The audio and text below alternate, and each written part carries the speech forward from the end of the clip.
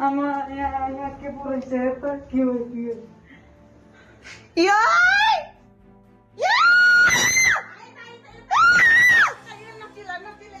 सितंबर 2024 को महालक्ष्मी अपनी मां से बात करती है। उसके बाद से ही महालक्ष्मी का फ़ोन स्विच ऑफ हो जाता है। उसके बाद बहुत से लोग महालक्ष्मी को कॉल कर रहे थे, लेकिन उसका फ़ोन कई दिनों से ऑफ आ रहा था। उसके कुछ ही दिनों बाद उसके घर से आती हुई बदबू को देखकर महालक्ष्मी के पड़ोसी ये बात करते हैं कि 2-4 दिनों से किसी जानवर के मरने की बदबू आ रही है। शायद आसपास कोई जानवर मरा पड़ा है, लेकिन उन लोगों को आसपास कोई जानवर मरा हुआ नज़र ही नहीं आया। लेकिन 2-4 लोगों को महसूस होता है कि ये बदबू किसी जानवर से नहीं बल्कि महालक्ष्मी के घर से आ रही थी। जब पड़ोसी महालक्ष्मी के घर जाते हैं तो देखते हैं कि वहाँ पर ताला लगा हुआ था। उन्हें कुछ समझ नहीं आ रहा था आखिर क्या किया जाए। तो पड़ोसी मकान मालिक को कॉल करते हैं और बताते हैं कि आपकी किराएदार महालक्ष्मी के घर से बदबू आ रही है। मकान मालिक ये सुनकर थोड़ा सा घबरा जाता है और उसके बाद वो महालक्ष्मी की मां को कॉल करता है, क्योंकि जब महालक्ष्मी ने ये घर किराए पर लिया था तो उस वक्त महालक्ष्मी ने अपनी मां के नंबर भी वहाँ पर लिखवाए थे। मकान मालिक उसकी मां को बताता है कि आपकी बेटी के घर से बदबू आ रही है। ये सुनते ही मां और पास खड़ी हुई बहन घबरा जाती है, क्योंकि 10-15 दिन हो गए थे और महालक्ष्मी का फ़ोन बंद आ रहा था। उसके बाद ये खबर सुनकर माँ और बहन पूरी तरह से घबरा गई। माँ कुछ दिनों पहले ही महालक्ष्मी को देखने के लिए उसके सैलून गई थी, जहाँ पर महालक्ष्मी जॉब करती थी। वहाँ भी ये पता चलता है कि महालक्ष्मी 10-15 दिन से सैलून नहीं आई है। उन्हें महसूस होता है कि शायद कुछ अनहोनी हुई है। मकान मालिक की ये बात सुनकर माँ और बहन तुरंत ही महालक्ष्मी के घर पहुँच जाते हैं। जैसे ही घर पहुँचते हैं वहाँ पर लैंडलॉर्ड और पड़ोसी पहले से ही खड़े हुए थे। महालक्ष्मी की माँ के पास हमेशा अक्सर एक चाबी हुआ करती थी। महालक्ष्मी ने दे रखी थी कि अगर आप दिन में आना चाहो आ जाना, मैं तो जॉब के लिए चली जाती हूँ। माँ चाबी लेकर वहाँ पहुँचती है। कपकपाते हाथों से वह ताला खोलती है। जैसे ही दरवाज़ा खुलता है एक बदबू का भभका जोर से घर से बाहर आता है। उस बदबू से पड़ोस के कुछ लोग घर से वापस बाहर निकल आते हैं। ये बात है 21 सितंबर 2024 शनिवार दिन के 3 से 3:30 बजे के बीच की। जैसे ही घर की लाइट जलाई जाती है सबकी आंखें फटी की फटी रह जाती हैं और सभी बाहर भाग जाते हैं, क्योंकि उसके कमरे का इतना खतरनाक नज़ारा देखकर भला कोई भी डर सकता था। उन लोगों ने देखा कि कमरे के फर्श का ऐसा कोई सा कोना नहीं था जहाँ पर खून, इंसानी मांस के टुकड़े और कटे हुए अंग ना पड़े हों। यह देखकर देखने वालों का दिल धक्के से बैठ गया, क्योंकि उनकी आंखों के सामने अजीब सा खौफनाक मंजर था। लैंडलॉर्ड घर से बाहर भागता हुआ आया और फ़ौरन पुलिस को कॉल करता है। पुलिस 10 ही मिनट में वहाँ पर पहुँच जाती है। माँ और बहन बिल्कुल बदहवास हो चुके थे। पुलिस की टीम कमरे में जाती है। जैसे ही वो अंदर जाती है फ़ौरन अपनी नाक पर हाथ लगाकर बाहर वापस आ जाती है, क्योंकि वो बदबू ऐसी थी कि 1 मिनट भी वहाँ पर खड़ा होना बहुत मुश्किल हो पा रहा था। अब पुलिस वाले फटाफट से पड़ोस की दुकान से मास्क मंगवाते हैं। 2 से 3 मास्क पहनकर बड़ी मुश्किल से अंदर जाते हैं। 2 पुलिस वाले तो बर्दाश्त ही नहीं कर पाते और वहीं उल्टी कर देते हैं। अंदर घुसते ही ये तो समझ आ गया था कि वहाँ पर कोई खौफनाक वारदात को अंजाम दिया गया है। इसी बीच पुलिस की नज़र सामने खड़े हुए फ्रिज के ऊपर पड़ती है। थोड़ा सा फ्रिज खुला हुआ था और फ्रिज से खून की एक लाइन बनी हुई थी जो कि पूरी तरह से सूख चुकी थी। पुलिस वाले हिम्मत करके फ्रिज को खोलते हैं। जैसे ही फ्रिज खुलता है जोरदार बदबू का झोंका उनकी तरफ आता है।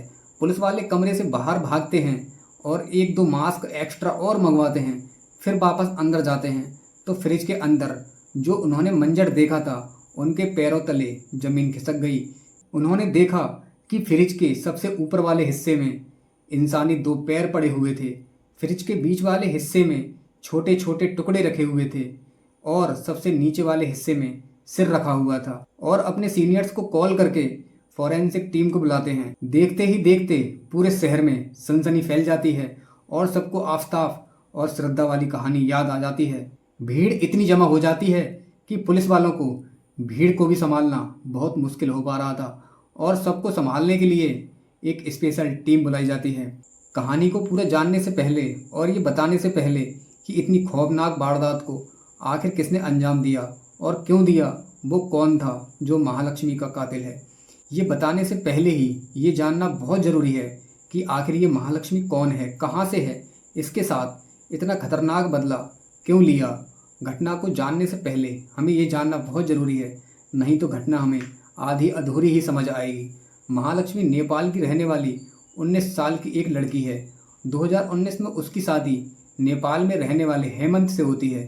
शादी दोनों के घर वालों की पसंद से हुई थी।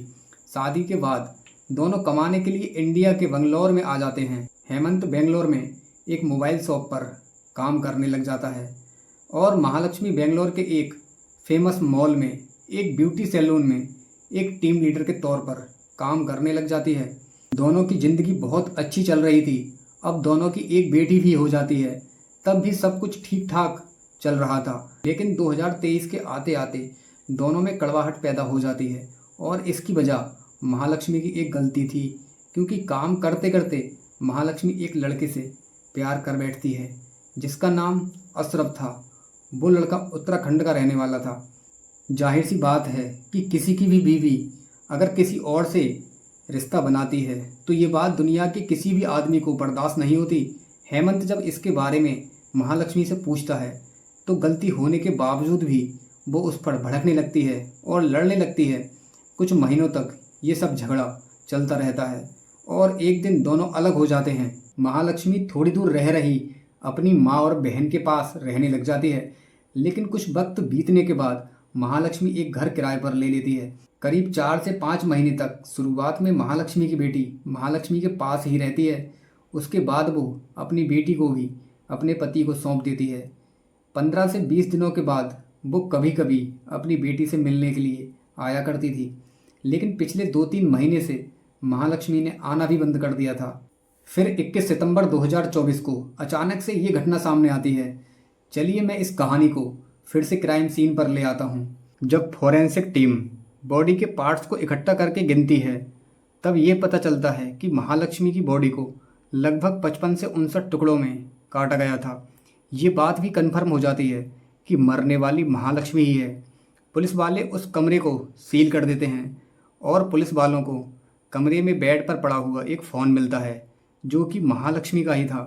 पुलिस वाले जब उस फ़ोन को ऑन करते हैं तो ये पता चलता है कि लास्ट कॉल किसका और कब आया था, जो कि 2 सितंबर को आया था और 21 सितंबर को इसकी लाश मिलती है। तो इसी बात से साफ जाहिर हो जाता है कि महालक्ष्मी की हत्या करीब 19 से 20 दिन पहले हुई थी।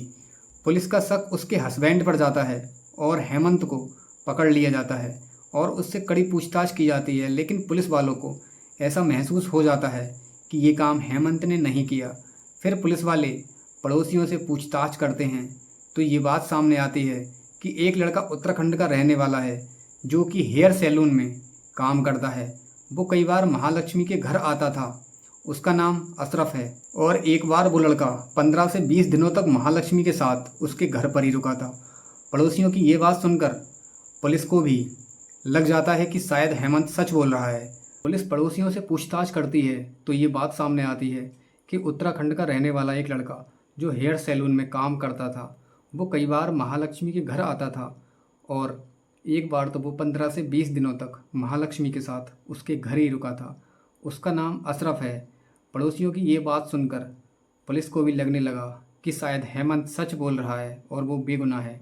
फिर पुलिस अशरफ को गिरफ्तार कर लेती है और उसे डरा धमकाकर उससे पूछताछ करती है तो अशरफ ने बताया कि उसके मरने से 20 से 25 दिन पहले से ही उसकी महालक्ष्मी से बातचीत नहीं हुई थी। फिर पुलिस महालक्ष्मी के फ़ोन की कॉल डिटेल्स निकालती है तो अशरफ की ये बात सच लगने लगती है, क्योंकि 20 से 25 दिन पहले से ही महालक्ष्मी की उससे कोई बात नहीं हुई थी।